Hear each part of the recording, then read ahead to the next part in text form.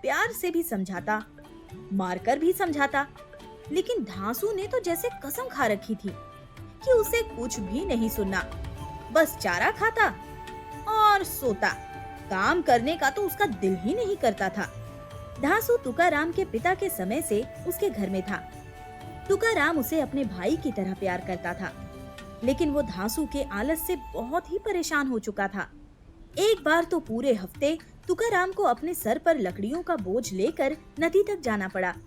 उस दिन तुकाराम ने निश्चय किया कि अब तो वो धांसू को बेच देगा और उन पैसों से दूसरा गधा लाएगा जो उसकी काम में मदद करे।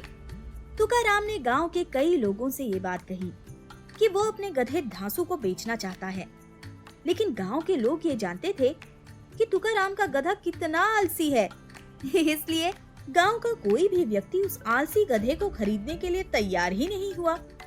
तुकाराम ने आसपास के गांव के लोगों से भी इस बारे में कहा, लेकिन धांसू के आलस की चर्चा सब जगह फैल चुकी थी। एक दिन तुकाराम और धांसू को नदी से घर वापस आने में देर हो गई। रास्ते में उन्हें डाकू मिल गए। डाकुओं ने तुकाराम को पकड़ लिया और तुकाराम से कहा, तुम्हारे पास जो भी कुछ है वो सब हमें दे दो। तुकाराम ने कहा, डाकू महाराज, मैं तो एक गरीब लकड़हारा हूँ, मेरे पास आपको क्या मिलेगा? डाकुओं ने कहा, हमने तुम्हारी और तुम्हारे गधे की चर्चा सुनी हुई है। गांव और आसपास के लोग तुम्हारी और तुम्हारे गधे के बारे में बातें करते हैं। तुम्हारे पास कुछ तो ऐसा होगा जिसकी वजह से सभी तुम्हारे बारे में बात करते हैं। अब तुकाराम सोचने लगा, अगर मैंने इन लोगों से ये कहा कि मेरा गधा आलसी है, लोग इस वजह से चर्चा करते हैं, तो इन्हें मेरी बात पर यकीन ना होगा और ये मुझे मार देंगे। फिर तुकाराम ने कहा, आपने हमारी चर्चा किस बारे में सुनी है? मूर्ख, चर्चा तो बड़े लोगों की होती है, बड़े साहूकारों की, जिनके पास रुपए पैसे हो। गरीबों के बारे में बात कौन करता है? ये सुनकर तुकाराम को एक उपाय सूझा।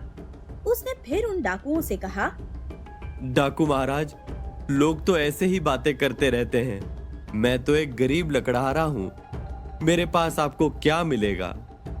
आप चाहें तो मेरी तलाशी ले सकते हैं। डाकुओं ने तुकाराम की तलाशी ली, लेकिन उसके पास तो सच में कुछ नहीं था। तो उन डाकुओं को आखिर मिलता क्या? तभी एक डाकू ने सरदार से कहा, इसके पास जो मूल्यवान चीज है इसने कहीं छुपा कर रखा है। ये हर वक्त उसे साथ में लेकर नहीं घूमता होगा। डाकुओं के सरदार ने तुकाराम को ऊंची आवाज में कहा, तुम सीधे सीधे हमें बताते हो या हम तुम्हें मार दें? तुकाराम ने सरदार डाकू का पैर पकड़ लिया और कहा, सरदार, आप मुझे मत मारिए, मैं बताता हूँ।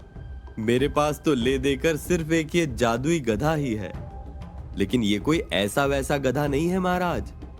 अमावस्या की रात को ठीक 12 बजे आप नहा धोकर अपने भगवान को प्रणाम कर इस गधे की पूजा करें और फिर इससे जो चाहे वो मांग ले। ये गधा सब कुछ देता है। डाकुओं के सरदार ने से कहा, तुम्हें ये गधा कहां से मिला? ये गधा मुझे मेरे पिताजी ने दिया था। डाकुओं के सरदार ने कहा, ठीक है, अब से तुम्हारा ये गधा हमारा हो गया। ये सुनकर तुरंत तुकाराम ने कहा, नहीं महाराज, अगर आप ये गधा छीन कर ले जाएंगे या जबरदस्ती ले जाएंगे तो ये आपके किसी काम का नहीं होगा।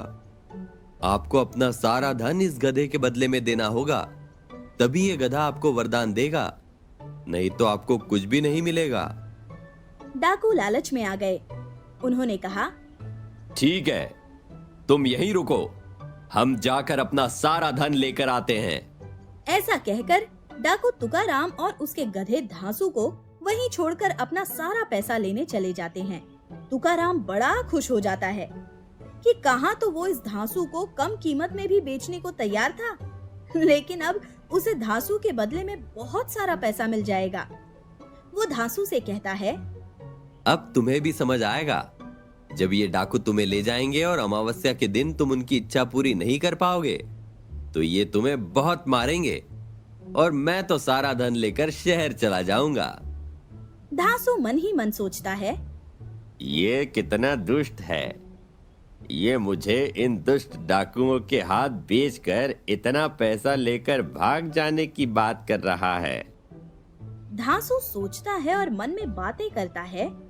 तुकाराम, तुझे तो मैं अभी भी नहीं छोड़ूंगा। तभी डाकू अपना सारा लूटा हुआ धन लेकर वापस आते हैं और तुकाराम से कहते हैं, ये लो, हम अपना सारा धन ले आए हैं। अब तो इस गधे का वरदान हमारे लिए काम करेगा। हम जो चाहेंगे ये हमें देगा। हाँ सरदार, जरूर देगा। तुकाराम बोलता है, इसका ख्याल रखना। मैं इसे अपने भाई की तरह मानता हूँ और जाने से पहले इसके गले मिलना चाहता हूँ। डाकू भी सोचते हैं कि इस गधे ने तुकाराम को बहुत कुछ दिया होगा, तभी आज तुकाराम इसे छोड़कर जाने में इतना दुखी हो रहा है। तुकाराम गधे के गले लगता है और उसके कान में कहता है, तूने मुझे जितना दुखी किया है, अब उन सब दुखों का हिसाब तुझे पूरा करना पड़ेगा। जब तुकाराम धांसू के गले लगकर उसके कान में ये बातें कह रहा होता है, तो धांसू तुकाराम के पैसे की पोटली में अपने दांत से छेद बना देता है और मन में सोचता है, मेरे रहने से तू दुखी था और मेरे जाने से तू और दुखी हो जाएगा। डाकू धांसू को अपने साथ लेकर चले जाते हैं और तुकाराम खुशी खुशी अपने पैसे की